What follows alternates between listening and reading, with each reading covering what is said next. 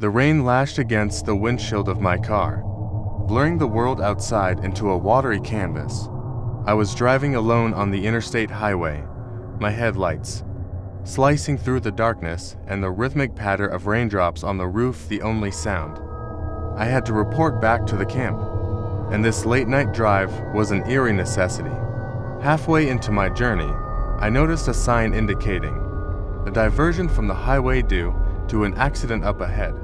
Anxious to avoid traffic delays, I followed the arrows and veered onto a narrow, hillside road. The clock on the dashboard read midnight, and the rain showed no signs of relenting.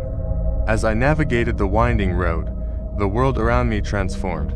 The trees loomed overhead like ghostly sentinels, their branches reaching out menacingly, swaying in the wind as if they were trying to grab me.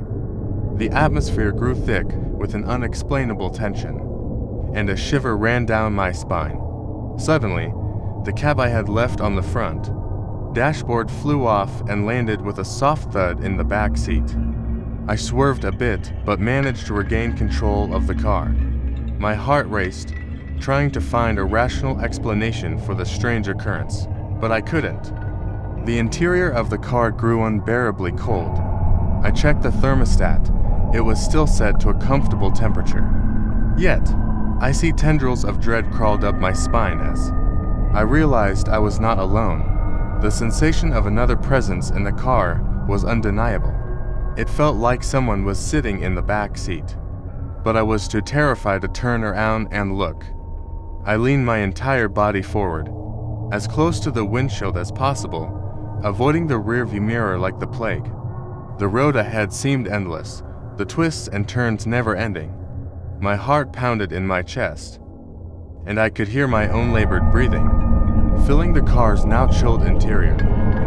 Finally, after what felt like an eternity, I passed the long hillside road, and the ambient chill dissipated as suddenly as it had come. The temperature returned to normal, and the rain outside seemed less relentless.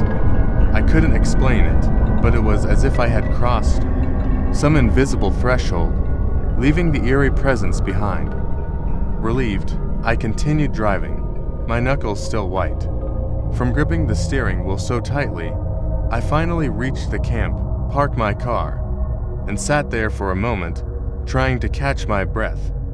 With trembling hands, I recalled the strange occurrences on that hillside road, the cap that had flown off, the bone-chilling cold, the undeniable feeling of being watched. I couldn't make sense of it, and I didn't want to. I took a short break at the camp, recounting the bizarre events. To my fellow campers, some laughed it off as fatigue-induced paranoia, while others shared their own spooky stories. But I knew what I had felt, and I couldn't shake the memory of that presence in the back seat.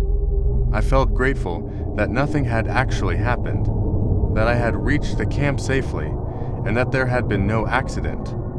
But I couldn't deny the lingering unease, the knowledge that I had shared that lonely drive with something inexplicable. From that night on, I vowed never to take chances with shortcuts on dark, desolate roads. The memory of that chilling journey would stay with me, a constant reminder that sometimes the unknown is best left unexplored.